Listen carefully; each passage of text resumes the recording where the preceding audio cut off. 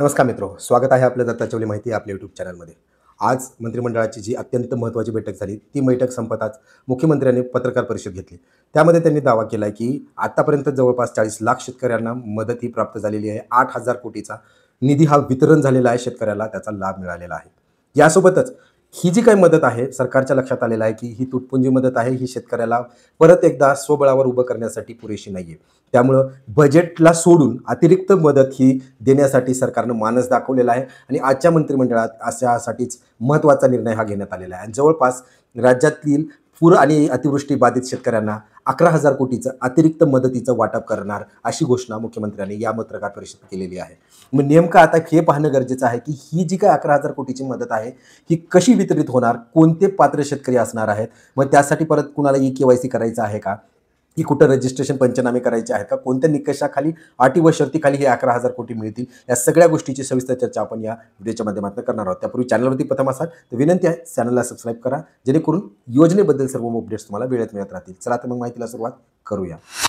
मित्रांनो, हे जे काय 11,000 कोटीचं अतिरिक्त नवीन मदत सरकार करून पाहत आहे शेतकऱ्यांसाठी, यावरती प्रश्नचिन्ह हा निर्माण होतोय. प्रश्नचिन्ह सरकारच्या नीतिमत्तावरती नसून प्रश्नचिन्ह प्रशासनाच्या अंमलबजावणीवरती केला जातोय. कारण शासन हे मदतीच्या हेतूनं केंद्रातनं असेल किंवा राज्यातनं असेल, विविध मंडळातनं पैसा काढून हे शेतकऱ्याला मदत करण्यासाठी निधीची तरतूद करतंय, घोषणा करतंय, GR काढतंय आणि निधीही प्रत्येक जिल्ह्याला वर्ग करतोय.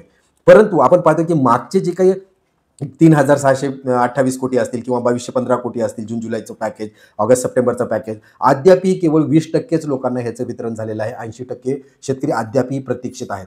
GR काढून 8 ते 10 दिवस झालेत. DBT मार्फत जर पैसे वितरण होत असतील तर कुठल्याच DBT तांत्रिक प्रणालीला 8 ते 10 दिवस वितरणाला लागत नाहीत. मग यात दिरंगाई कशाची आहे, तर प्रशासनाची दिरंगाई आहे. शासनानं GR काढून निधीचा तरतूद करून मोकळं झालं आहे. आता कर्तव्य आहे किंवा जी बाजी आहे ती प्रशासनाकडे पलटली आहे आणि प्रशासन या दिरंगाईला जबाबदार असल्याचं शासनाचं म्हणणं आहे.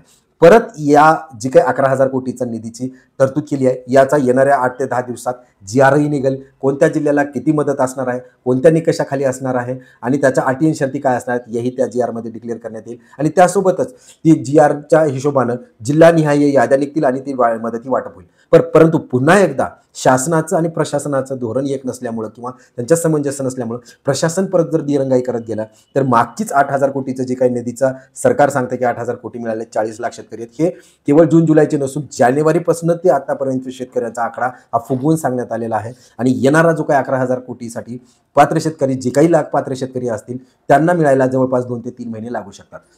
आता हे 11,000 कोटी सोडूनही शेतकऱ्यांना आणखीन एक वचन सरकारनं दिलं आहे की जे 3 हेक्टरवाले आहेत त्यांना जी 1 हेक्टरची अतिरिक्त मदत आहे तीही लवकरात लवकर पोहोचेल. आशा करूया मुख्यमंत्र्यांनी जे काही वचन दिलं की येणाऱ्या 10 ते 15 दिवसात 90% शेतकऱ्याला ही अतिरिक्त 11,000 कोटीची मदत मिळणार आहे. ती मदत फुलना फुलाची पाकळी म्हणून त्यांच्या हातात आणि कामाला येईल आणि त्यांच्या हातात आणि खात्यात पैसा लवकरात लवकर पडेल. आशा करतो ही माहिती तुमच्यासाठी अत्यंत उपयुक्त ठरणार आहे. अशाच नवनवीन अपडेटसाठी परत एकदा विनंती, चॅनलला सबस्क्राईब करा. धन्यवाद.